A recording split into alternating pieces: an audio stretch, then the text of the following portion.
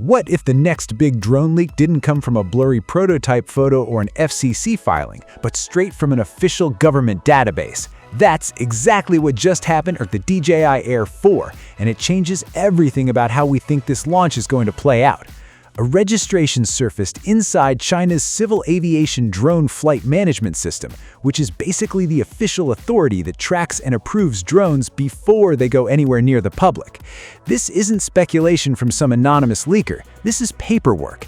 In this video, we're breaking down everything we know so far: the design direction, expected specs, pricing, and most importantly, when this thing might actually drop. Stick around because the release timeline is where it gets really interesting.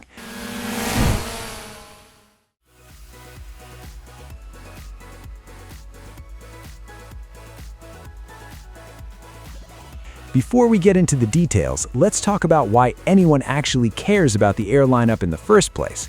The Air series sits in a sweet spot that DJI has basically perfected. It's too capable to be called a beginner drone, but it doesn't ask you to remortgage your house like the Mavic 4 Pro. It targets intermediate-level creators and professionals who need real performance in a compact, foldable body. The Air 3S already delivered on that promise, but if the Air 4 upgrades the camera system, transmission range, and obstacle avoidance, this could be the drone that makes the Mavic feel like overkill for a lot of people. Here's where things get fun. There are two realistic design paths DJI could take with the Air 4. The first is the bold route, a Mavic 4 Pro-inspired body with a spherical dual-camera gimbal that can rotate a full 360 degrees. That kind of system would need the LiDAR sensor relocated away from the front, probably onto one of the arms, which is exactly what DJI did with the Mavic 4 Pro. The second option is a more traditional layout, an evolved Air 3S body with the gimbal embedded lower on the front and a cleaner two-sensor obstacle avoidance setup, similar to what we saw on the Levo X1, replacing the six-sensor arrangement from the Air 3S. Either way, the dual-camera system stays. That's the Air lineup's signature move, and DJI isn't touching it. Let's talk about hardware. The camera setup is expected to keep the main 1-inch sensor up front paired with a wide-angle lens, and the second sensor will likely step up to a proper telephoto around 70 mm. That's roughly 3x optical zoom, which is a real upgrade for a mid-range drone.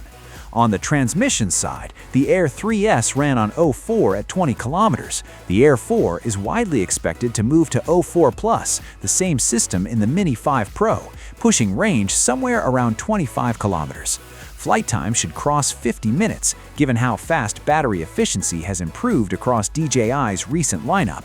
And with the Levo X1's more advanced LiDAR tech already proven at up to 36 meters, don't be surprised if the Air 4 inherits that too. Pricing will almost certainly follow DJI's standard combo structure.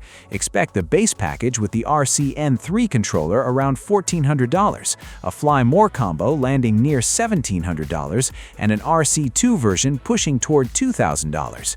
And given what DJI pulled off with the Mavic 4 Pro's Creator combo, there's a real chance they introduce a premium Air 4 bundle with expanded internal storage and the RC Pro 2, probably somewhere in the $3,500 range for creators who want the full package. The fact that an official government registration already exists suggests this launch is further along than anyone expected.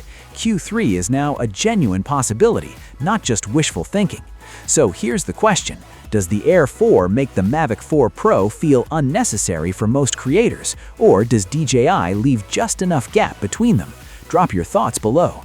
If you found this useful, like and subscribe. More leaks incoming.